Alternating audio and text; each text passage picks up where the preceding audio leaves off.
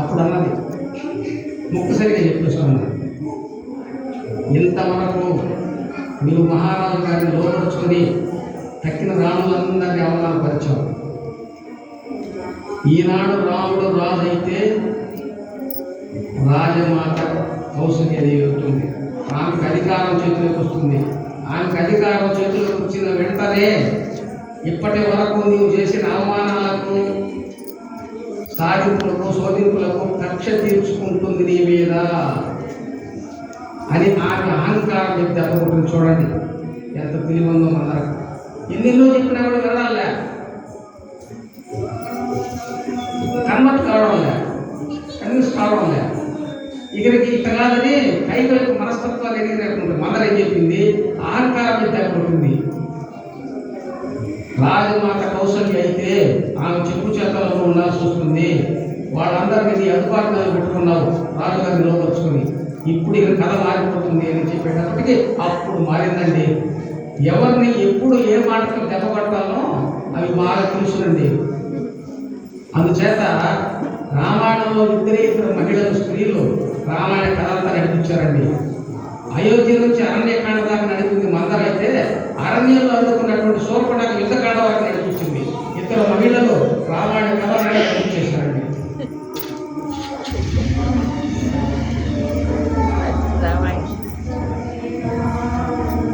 నేను రోజున సుమంత్రుడు వచ్చాడు రామ మందిరానికి.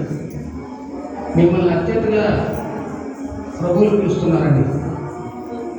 అప్పుడు సీతాదేవి కూడా ఈ యువరాజు పట్టాభిషేకానికి సంబంధించినటువంటి ముఖ్యమైన విషయాలు ఏమైనా మాట్లాడాలేమో, మీరు వెళ్ళి రండి అనేది రాముని ద్వారం వరకు వచ్చి పంపించింది.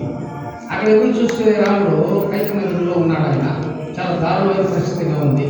సరే ఇదంతా ఎందుకంటే నాన్నగారు ఇట్లా ఉన్నారు, ఏమైంది, ఆయనకైనా ఆరోగ్యం బాగాలేక పడిపోయాడు కింద. ఆయన ఏం లేదు రామా, నీకు ఒక మాట చెప్పడానికి ఆయన మొహమాట పడి అట్లా అయిపోయాడు. ఏమిటి అన్నమాట? ఏం లే, నువ్వు 14 ఏళ్ళు అరణ్యవాసం చేయాలట. భరతుడికి యువరాజు పట్టాభిషేకం. దానికోసం ఇంత బాధ ఎందుకు? మాట మాత్రం చెప్తే అయిపోయేది కదా. ఆ కాదు పంచభూతాల సాక్షిగా ప్రమాణం చేయమన్నాడు. నాకు అప్పుడు దృష్టికి కాలం వచ్చింది తిరిగి గారు. అంటే నోటి మాట చెప్తే కూడా నా మాటే ప్రమాణం, మళ్ళీ సాక్ష్యం జరిగి కాదు ప్రమాణం చేయమన్నాడు. ప్రమాణం చేశాడు, అయిపోయింది.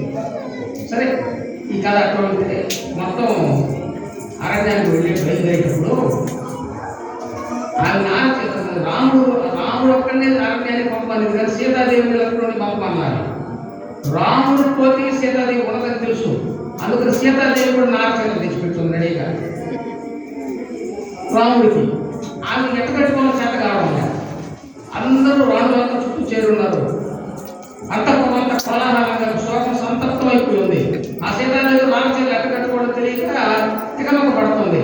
రాముడు స్వయంగా వచ్చి ఆ కట్టుకున్నటువంటి పట్టు చీర మీద నారచీర చుట్టూ పెట్టాడు. ఆయన అది చూసి ఆ కొలగూరు ఋషుల వారికి కోపం వచ్చి ఆ కైకేయదేవిని చాలా నిందావాక్యాలకు దూషించారు. అది వేరే విషయం. ఇక్కడ మనం తెలుసుకోవాల్సిన విషయం ఏంటంటే, అయోధ్య నుంచి రాముడు అరణ్యానికి వెళ్ళేటప్పుడు ముగ్గురు బాధపడలేదండి. తక్కిన వాళ్ళంతా బాధపడ్డారు. ఒకరు మందర, 2 కైక, 3 రాముడు. రాముడు ఎందుకు బాధపడలేదు అంటే, మనం సత్సంగాలు చేస్తున్నాం కదా, సత్సంగం ద్వారా మనకి ఏం లభిస్తుంది అనుకుంటున్నాము? వివేకం చెప్పారు కదా అక్కడ. సత్సంగం ద్వారా వివేకం వస్తుంది. వివేకం ద్వారా దుఃఖరాహిత్య స్థితి కూడా వస్తుంది. రాముడికి దుఃఖం లేదు, బాధ లేదు. ఆయనకు సత్సంగం ఉంది. యోగ వాసిష్టం అనే ఒక పుస్తకం ఉందండి, 32,000 శ్లోకాలది. రాముడికి పెళ్లి కాకముందే కులగురు అనేటువంటి వశిష్ఠుల వారి ద్వారా, విశ్వామిత్రుల ద్వారా అనేక ఆధ్యాత్మిక విషయాలను చక్కటి గొప్ప జిజ్ఞాసతో అడిగి అనేక సమాధానాలు తెలుసుకుని ఆ విషయం అంతా బాగా రాముడి హృదయంలో ఎక్కించుకున్నాడు. అందుకని రాముడికి దుఃఖం లేదు. సత్సంగం వల్ల దుఃఖం ఏ సన్నివేశాల ద్వారా మనం లౌకిక వ్యవహారాల్లో కొట్టుమిట్టాడి అలమటించుకుంటామో ఆయా సన్నివేశాలు మనకు తటస్థించినప్పటికీ కూడా వాటిల్లో సుఖశాంతంగా ఉండగలిగేటువంటి మానసిక స్థైర్యము ఎలా వస్తుందంటే వివేకం ఎలా వస్తుంది? సత్సంగం ద్వారా కదా. అందుకని రాముడు ఎట్టి పరిస్థితుల్లో బాధపడకుండా ఆనందంగా బయలుదేరుతున్నాడు. అప్పుడు లక్ష్మణి కోపం వచ్చింది. అన్నయ్య, ఇక్కడ కుట్ర జరిగిపోయింది, ఆ కుట్రను మీరు ఆమోదిస్తారేమిటి? ఈ చేతులు ఉండేది ఈ కుట్రను ఆమోదించడానికి కాదు, ఈ కుట్రను కట్నం చేసి నీకు ఎవరాజ్య పట్టాభిషేకం నేను చేర్పిస్తా, ఎవరు అర్థం వస్తారో చూస్తానన్నాడు. లక్ష్మణుడి ఆవేశాన్ని గుర్తించి, లక్ష్మణ, నిన్న మొన్నటి వరకు నన్ను ఎంతగానో ప్రేమించినటువంటి కైక పిన్ని గారు ఈనాడు ఒక ప్రాకృత స్త్రీ వలె మాట్లాడింది అంటే ఏమిటి దాని అర్థం? విధి నిర్ణయం ప్రకారం మాట్లాడింది అంతే తప్ప నేను అరణ్యవాసం చేయడానికి కైక కానీ దశరథులు కానీ మరొకరు కానీ ఎవరు కారణం కాదు. నా యొక్క వనవాసానికి విధి నిర్ణయమే కారణం కనుక వ్యక్తులు కారణం కాదు. ఇది మనం తెలుసుకోవాల్సింది. మన యొక్క నిందలకు, అపనిందలకు, అపవాదులకు, అవమానాలకు వ్యక్తులు కారణం కాదు. మన విధి నిర్ణయం దేని మీద ఆధారపడి ఉంటుంది? మన ప్రారంభం మీద.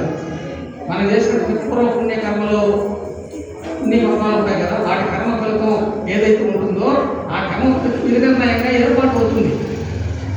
ఆ ఏర్పాటు అయినప్పుడు అవి అనుభవించి తీరాలి, సుఖమైన, దుఃఖమైన, సంతోషమైనా కూడా.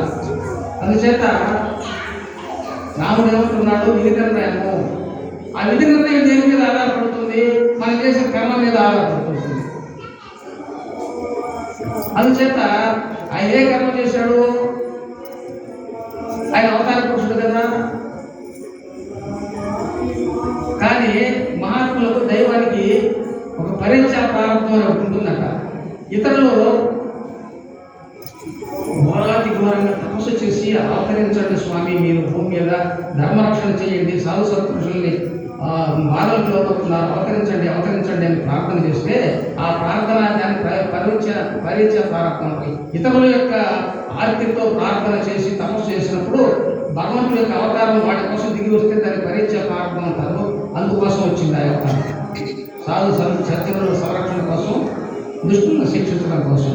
అందుకని ఆయన అట్లా వచ్చింది కనుక అది నాకు విధి నిర్ణయము అన్నాడు. కాబట్టి మనకేదైనా ఎవరైనా అపకారం తలపెట్టినా, నిందించినా, దూషించినా, ద్వేషించినా అందుకు కారణము వారి మీద పెట్టకుండా, వాళ్ళు దానికి కర్తలుగా భావించకుండా, మన కర్మను అనుసరించే, మన ప్రారంభాన్ని అనుసరించే వాళ్ళు అట్లా ప్రవర్తించాలని తెలుసుకుని వాళ్ళ మీద ఎప్పుడైతే ద్వేషాన్ని, వైషమ్యాన్ని పెంచుకోకుండా అందుకు కారణం వాడు కాదని, మా కర్మే కారణం అని ఎవరైతే తెలుసుకుంటారో వాళ్ళ కర్మబంధం అక్కడ కట్ అయిపోతుంది అన్నమాట. లేకపోతే వాళ్ళకి ద్వేషం పెట్టుకున్నామా, ఆ ద్వేషం పెరిగి ఎంత గొప్ప అవుతాయంటే మళ్ళీ మనకు మానవ జన్మ రాకుండా పోయి పాములు కప్పలుగా కూడా పుట్టే దుర్గతి ఏర్పడుతుంది. కాబట్టి సాయినాథుడు కూడా ఈ విషయంలో ఏం చెప్పాడు? ఎవరైనా నిందించినప్పుడు, ద్వేషించినప్పుడు ప్రతీకార చర్య చేయవాక, మాట పోటీగా మాట్లాడవాక, నామాన్ని స్మరిస్తూ అక్కడి నుంచి తొలగిపో.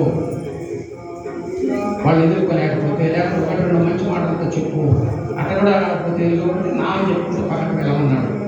అందుచేత వాళ్ళ పట్ల మనకు ద్వేషం కలిగిందో కర్మబంధాలు మళ్ళీ ముడిపడతాయి. కర్మబంధాలు ఈ ద్వేషాలు ఏమవుతాయంటే మరుజన్మకు కారణం అవుతాయి. మానవత్వపు విలువలు లేకుండా పోతే మానవ జన్మ కూడా రాదని, మళ్ళీ మనిషిగా పుట్టాలంటే మానవత్వపు విలువలు కలిగి ఉండాలని లక్ష్యం చెప్పారు కదా. కాబట్టి మాకు తెలియక జన్మ వచ్చేటువంటి దుర్గతి పడుతుంది ద్వేష వైషమ్యాలు పెంచుకుంటే. ఈ సూత్రాన్ని మనం ఈ సందర్భంలో తెలుసుకుని ఈ సత్సంగం ద్వారా ఎవరి పట్ల కూడా, మనల్ని నిందించిన వాళ్ళ పట్ల, మనల్ని విమర్శించిన వాళ్ళ పట్ల, మనల్ని ద్వేషించిన వాళ్ళ పట్ల కూడా ప్రతిస్పందన లేకుండా ఉండగలిగితే న్యూట్రల్గా అక్కడ కేవలం కట్ అయిపోతుంది.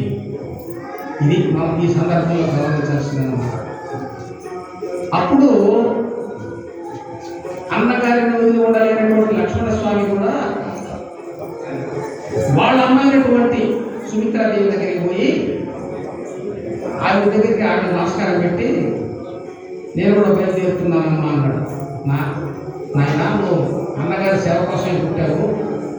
ఒక విషయం చెప్తాను, చాలా జాగ్రత్తగా గుర్తుపెట్టుకొని ఈ 14 ఏళ్ళు అలాగే నేను చెప్పిన ప్రకారం నడుచుకోమని చెప్పింది. ఒక మాటే, ఒకే చిన్న మాట చెప్పిందండి. చాలా గొప్ప వివేకవంతురాలు ఆవిడ సుమిత్రాదేవి. అది ఆ శ్లోకం, రామం దశరథం విద్ది మాం విద్ది జనకాత్మజాం అయోధ్యాం అటవీం విద్ది గచ్చతాత యథా సుఖం. ఈ 14 ఏళ్ళు ఎలా ఉంటావు, నీ భావం ఎట్లా ఉండాలి? రామం దశరథం విద్ది, మీ పెద్దన్నైనటువంటి రామచంద్రుడిని మీ నాన్నగారిగా భావించు దశరథ మహారాజుగా. మాం విద్ది జనకాత్మజాం, ఆ జనకరాజ సుఖ అయినటువంటి సీతాదేవి పట్ల ఎట్లా ఉంటావు, నన్ను ఎట్లా చూస్తావో ఇక్కడ అట్లా చూడు అక్కడ మీ వదిలి గారిని. ఇకపోతే వాళ్ళిద్దరి పట్ల అట్లాంటి భావంతో ఉంటూ, ఇకపోతే అడవి ఉంది కదా, అడవిని ఎట్లా చూసుకుంటావు? అయోధ్య అటవీ విద్య, అడవిని అయోధ్యగా భావించు. అడవిని అయోధ్యగా భావించి, మీ వదిన గారిని సీతాదేవిని నన్నుగా భావించి, రాముడిని మీ నాన్నగా భావించి సంతోషముగా వెళ్ళు. గచ్చతాత యథాసుఖం. ఇక్కడ అయోధ్య నగరంలో ఇతపూర్వం ఎంత సంతోషంగా ఆనందంగా గడుపుతూ మీ అన్నయ్యతో కూడా తిరుగుతూ వచ్చావో అదే ఆనందంతో యథాప్రకారం సంతోషంగా మీ అన్న వదిలతో పాటు బయలుదేరిన ఆయన. చూడండి ఎంత గొప్ప భావ సంస్కరణ కలిగించిందో సుమిత్రాదేవి గారు. లక్ష్మణుడు సాధారణత ఏమిటో కాదండి, సాటి వ్యక్తుల పట్ల, సాటి జీవుల పట్ల మనకు ఉండేటువంటి భావం సంస్కరింపబడమే సాధన. మాస్టర్ గారు అంటారు, మాస్టర్ గారు మీరు ఉద్యోగం వచ్చిన వాళ్ళందరికీ సాయిబాబా గురించి చెప్తూ విజువుకి రావడం లేకుండా ఎంతో ఓపికగా చెప్తూ ఉంటారు. అంచేత మీకు బాబాని దర్శించాలన్నటువంటి ఒక సంకల్పం, కోరిక మీకు లేదా అని అడిగారు. లేదు అన్నారు. నేను బాబాను దర్శించదలుచుకోలేదు. అయితే నిద్ర లేచిన రోజుకొని ఆయన గురించే చెప్తూ, ఆయన గురించే వింటూ, ఆయన గురించే బోధిస్తున్నారు కదా, ఆయన దర్శనం చేసుకునే కోరిక ఎందుకు లేదంటే, బాబా అంటే ఏమిటి? రూపం కాదు, కేవలం చైతన్యం. ఆ శరీరంలో ఉండేటువంటి ఆకారాన్ని మనం చూసామనుకో, అదే సాయిబాబాని భ్రమపడతాం మనం. బాబాని చెప్పాడు కదా, ఇది శరీరం కాదు, నువ్వు చూసేటట్టు కలిసి నేను అన్నాడు కదా. మనం పొందాల్సింది ఆ సంస్కారం కదా, మనం తెలుసుకోవాల్సింది ఆ భావం కదా. అందుకని సాయినాథుడి యొక్క రూపాన్ని ఎప్పుడూ నేను చూడదలుచుకోలేదు. అయితే ఇంకేం చూడదలుచుకున్నారు మీరు అని అడిగామండి. సాయి అంతటా చూస్తూ ఉన్నాను అన్నాడు. అంతటా ఈ జగత్ స్వరూపం అంతా సాయినాథుడే. అందుకని విశ్వరూపాయ నమః అనే ఒక నామం కూడా ఉంది. మాస్టర్ గారు పొందుపరిచిన నామం, విశ్వమే తన రూపంగా కలిగిన వాడు. మనం చూసేటువంటి విశ్వం అంతా ఆయన రూపమే. అందుకని ఈ విశ్వమే ఆయన రూపం కనుక, ఈ జగత్ అంతా ఆయన స్వరూపం కనుక, ఈ జగత్తునే సాయినాథుడుగా నేను చూస్తూ ఉంటాను. అందుకని రూపంగా చూడను.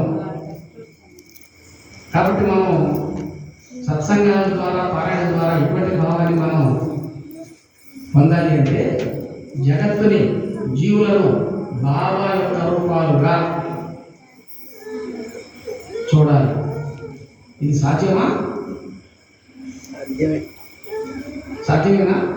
మనల్ని తిట్టే వాళ్ళలో కూడా, మనల్ని దూషించే వాళ్ళలో కూడా చూడగలమా? చూడాలి అని బాబా చెప్తున్నాడు.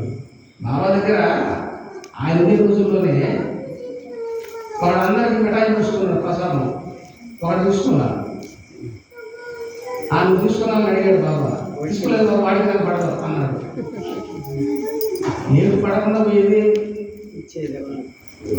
అతనెవరు, నువ్వెవరు, ఆ ఇవ్వబడే పదార్థం ఏమిటి? అంతా ఒకటే నోయి. ఆ పదార్థము నేనే, ఆ ఇచ్చేవాడు నేనే, పుచ్చుకునేవాడు అయినట్టు నీలో కూడా నేనున్నా. అది తెలుసుకోకుండా వాడికి నాకు పడదు, వాడికి నాకు పడదని అంటే సత్సంగాలు బాబా సన్నిధులు కూడా ఉన్నాయి. ఇవన్నీ కూడా బాబా సన్నిధులు కూడా కమిషన్లు కొట్టేశాడు. డబ్బులు తెలుసు లేదు, ఒకరికి 700 200 కాచేసి తగ్గిన మంది ఇచ్చారు. అంటే బాబా దగ్గర కమిషన్లు కొట్టేవాడు. అంచేత అది తెలుసుకోమన్నాడు.